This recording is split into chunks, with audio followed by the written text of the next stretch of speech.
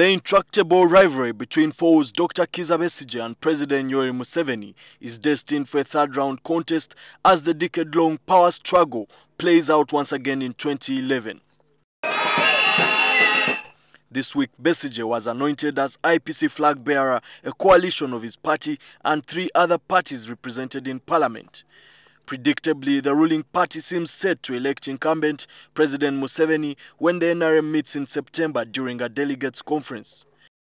But as the two camps look out for any fault lines to exploit, the question is what will shape another bruising political contest. If we can use the metaphor which they used themselves, to refer to themselves, we are likely to have the quarter pin versus the hammer politics.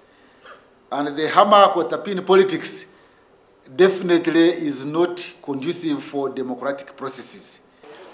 The impact on the voters will be that the people who have been voting for Besigye all this time are likely to shun away.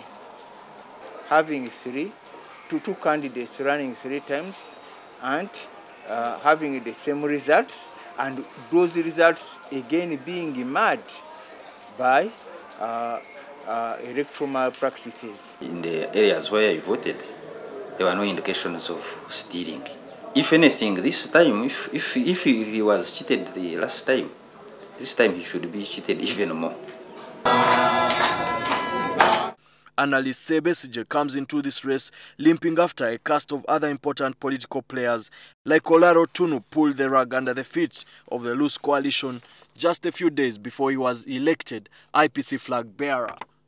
Among other reasons is that people feel frustrated when they don't see the opposition coming together because they know the government in power, incumbency in African settings, has got all the advantages. But Mr. Tunu is saying that, since the situation is undemocratic, we do not give the NRM a chance to try to whitewash itself.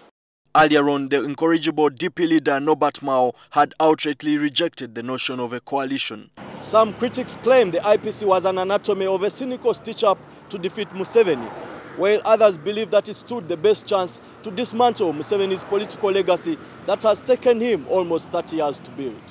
Museveni, on the other hand, faces a double-barreled challenge, overcoming his dwindling votes, a pattern observed in the 2001 and 2006 elections, and how to reconcile an angry Mengo establishment that could undercut his leverage in Buganda.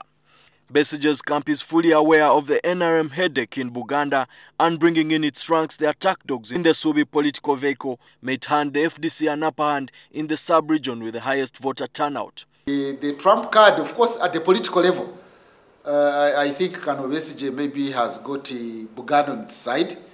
The Subi movement could give him some support. I don't know whether he's able to do that. If he wins Mengo, yes, he could have a chance. But as news swirls over a IPC fallout, Museveni could ride on the wave of luck, hoping that Mao and Otunu divide the bloc vote for Besigye in northern Uganda. In northern Uganda already, there is Norbert Mao. He will pull away a section. He may not take away entirely, but he will pull some people. As Besigye courts Buganda, Museveni will attempt to make inroads and placate the north, a place that has suffered the brunt of an ugly insurgency for decades and now is experiencing a semblance of peace. On the 2 occasions he lost, Besigye petitioned the Supreme Court challenging Museveni's victory. By a close margin of 2-3 in 2001 and 3-4 in 2006, Museveni carried the day as the judges who sided with him argued that whereas there was rigging, it was not substantial enough to overturn the results. A pundit argues that Besigye thinks he has come close enough to win the presidency and he could participate in 2011 on moral grounds to expose the facade of democracy.